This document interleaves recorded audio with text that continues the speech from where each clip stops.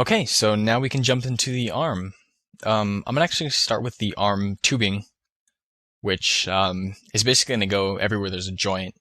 So at the shoulder and um, at the elbow area.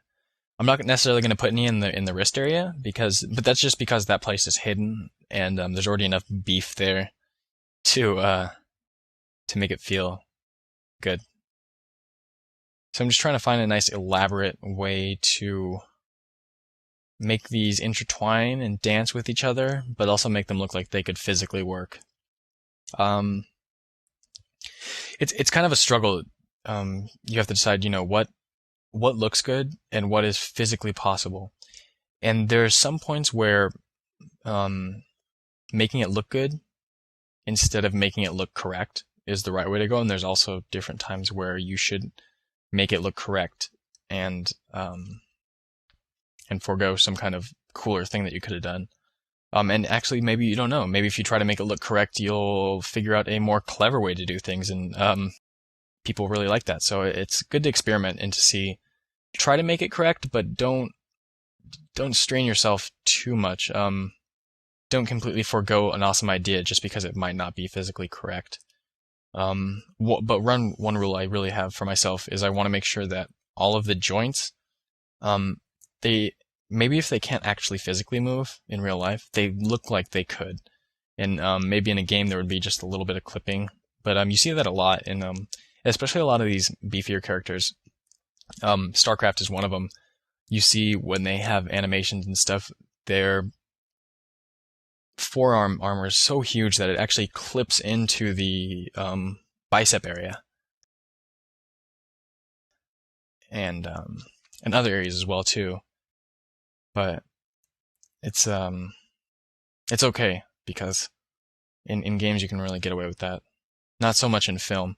Although I think in Iron Man actually that mesh when you look at it from Iron Man 2, it really looks like it's very well made, but in a way it kind of looks like if he moved his arm to certain degrees or tried to, for instance, flex his pectoral and move his arm inwards, it looks like there would be a lot of colliding between the actual mechanical areas. And that's something that and they got away with it brilliantly in the movie. So I think it's just important to know what you can get away with and what you can't get away with.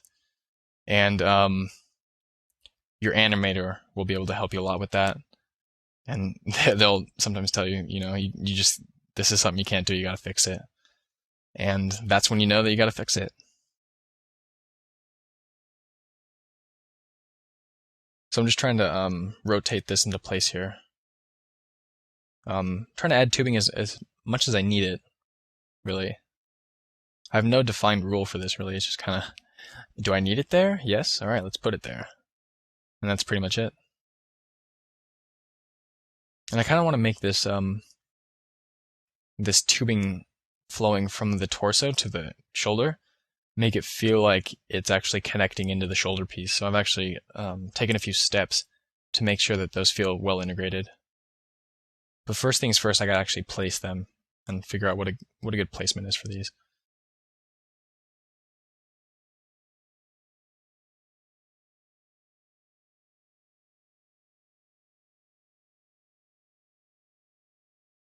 So there we go.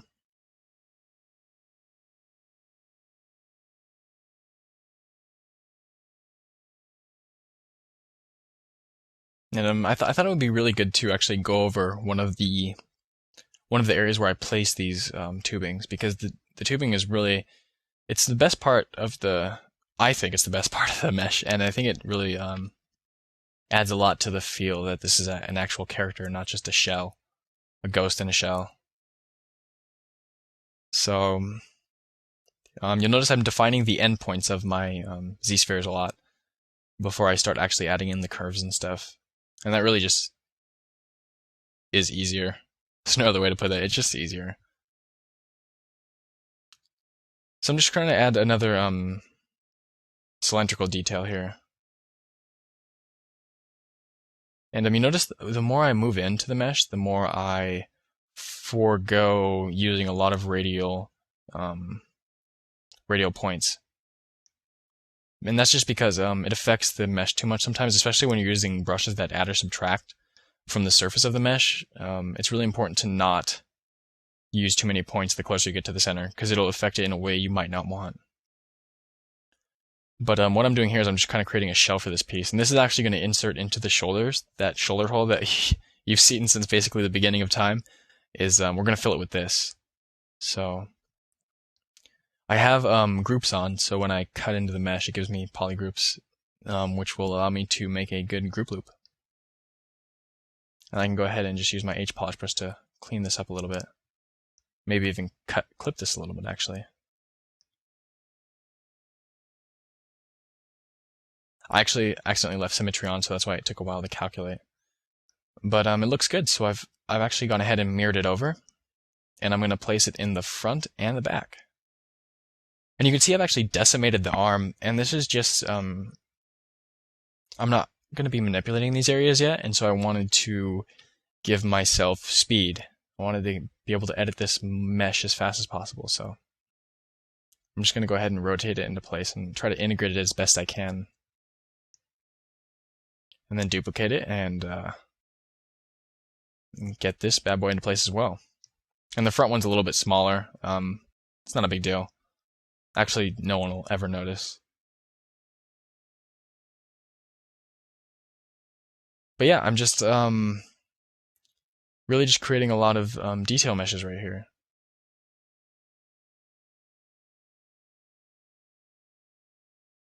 And this one is going to be kind of the porting in the back of the forearm, maybe where like when he shoots the gun, the exhaust comes out of there to act as a muzzle brake in a way, I guess, but it's kind of shooting away from the. Basically, when he shoots the bullet, there needs to be some kind of counter force. Otherwise, if these bullets are really big, it'll kind of move his arms in a really dramatic way, which we want to avoid. So we can kind of use this to nullify that just a bit. In the same way that when you see a muzzle brake on a sniper rifle, like the Barrett, you'll notice that it has like a little square at the end, and that square is to divert the air and kind of like a backwards motion to just kind of reduce the recoil just a little bit, but it does help. So, and anything that helps is good when you're shooting something that big.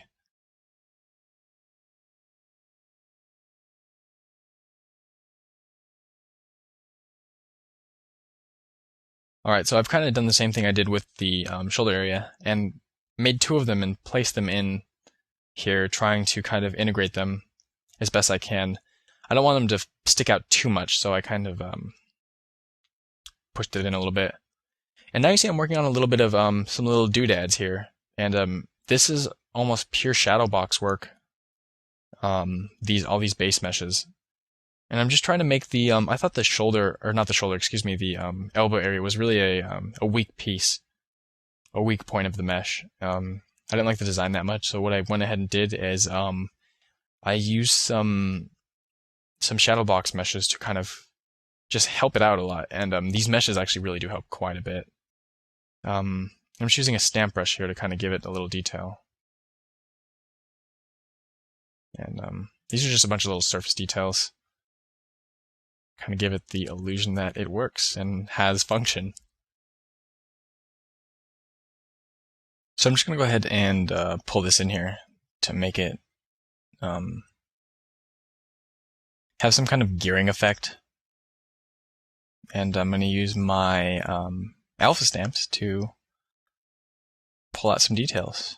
And here I'm just using a rectangular alpha to give that gear effect that I really wanted.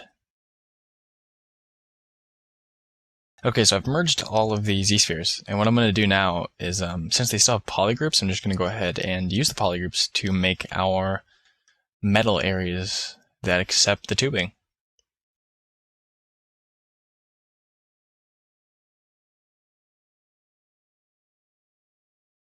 I'm just using the same angle that I've been using, same angle as ever. I think I've actually used this angle, I don't even know what the measurement is, but I've been using that kind of angular effect with the same angle throughout the entire character. You can see it even right there in the forearm, in the inner side of the forearm.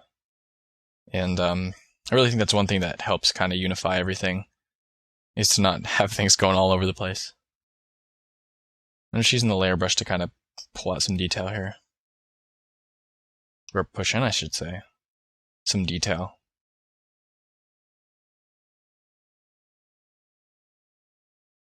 Alright, so more tubing. Just making cuts.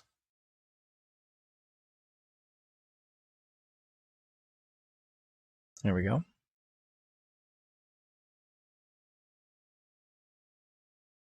And you can see that I have a little bit of clipping going on in the outer tubing, and it's clipping with the bicep mesh, or the bicep armor.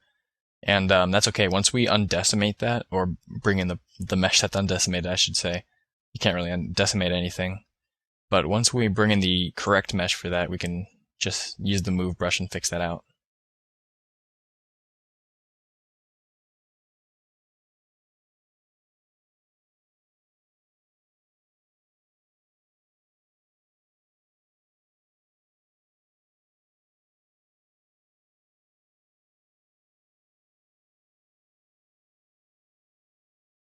Alright, so these are just regular alphas. I'm just trying to add a little detail here. Again, that panel, pullable panel detail. It's so simple, but I think it really goes a long ways to adding an effect that you can pull it off and there's something under there. Okay, so this is our gun, or the barrel of the gun, I should say. I don't really know where the gun is. We got off scotch-free without doing that.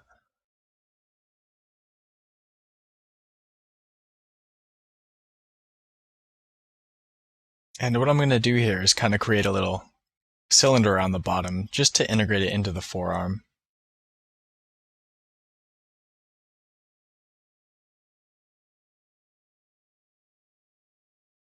And I also kind of wanted an inner piece to it. You see on the back of the forearm, I put a little inner piece in there. And it really works to give it kind of a lot of depth, so I'm going to do that as well. But I've jumped a bit ahead, and you can see I'm adding details to the other areas. And what I've done is I've gone ahead and imported in the actual mesh that I wanted to use at the end. And you can see I've made a few cuts and added a few surface details here and there. Not too much. I'm trying to keep it as little as possible, but a few here and there doesn't hurt anything. So, and it's always fun. So I'm going to go ahead and separate that poly group out just so I can extract it.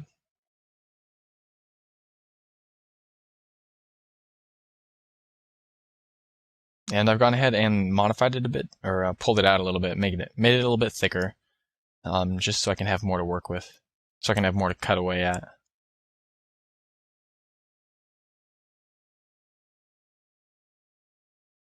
Okay, so that looks like a good base. And now what I want to do is go ahead and cut the top off.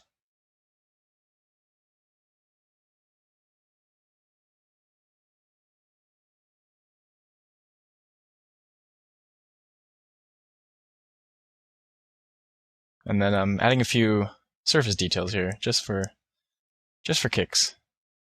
And you see I'm using a few of those, but I'm trying not to use too many.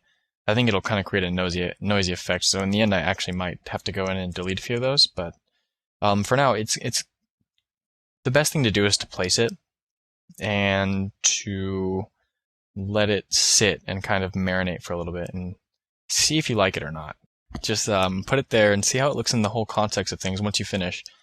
And if it doesn't look good, you can always take it out. It's doesn't take very long.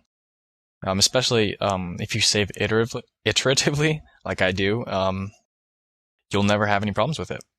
Alright, so that is the end of the arm.